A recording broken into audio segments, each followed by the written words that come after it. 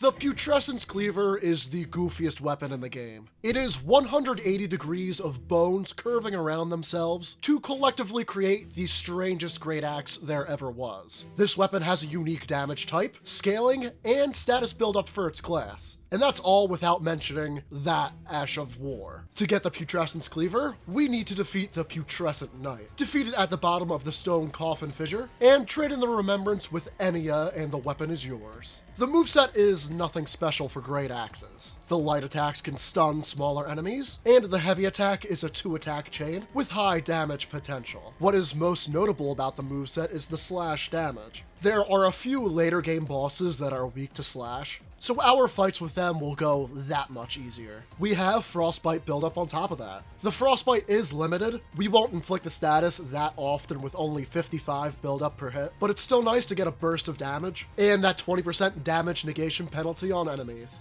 This is a split damage weapon between physical and magic, but the vast majority of your damage will be physical. Spinning Guillotine, the Ash of War, looks bizarre and very painful to perform. The Ash starts with a single hit where your character flips and slams the weapon down, holding both ends of the cleaver. You can press the Ash of War button again to do a triple spin attack. You can continue to do these spins as long as you have FP and stamina. There is a heavy follow-up to the Ash of War that executes even crazier spins, which can be a fun finishing move. I ran this as a pure strength and arcane build, with no sorceries or incantations, and my only weapon was the cleaver itself. At the start of a fight, you should know whether or not you can reliably stun with the Ash of War. If you can, start with the Ash, and you'll likely finish the fight that way. Otherwise, we'll use the slash damage and the frostbite buildup of the weapon. Great axes do higher than usual poise damage, and the frostbite procs will increase our average DPS. I recommend finishing these fights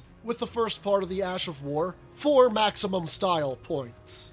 Let me know if you've used the Putrescence Cleaver before. I was sold on this weapon when I first saw the Ash of War. Part of me does wish we had the throwing attack too, but I'll take it as is. This is not my favorite great axe to use, but it was so unique that I really enjoyed the run. For more build videos just like this every Friday at 5, be sure to leave a like and subscribe to the Jersey Side. Our talismans for the build were the Shard of Alexander, for 15% more damage with the Ash of War, the Dragon Crest Great Shield, for 20% more physical damage negation, the Rotten Wing Sword Insignia, for a boost to successive attack power, and the Two-Handed Sword Talisman, for 15% more damage with the light and heavy attacks. The tiers I used were the Opaline Hard tier, for 15% more damage negation, and the Thorny Crack tier, for even more successive attack power. Our stats at RL 170 are 60 Vigor, 20 Mind, 35 Endurance, 54 Strength to get to the soft cap while two-handing, and 49 Arcane.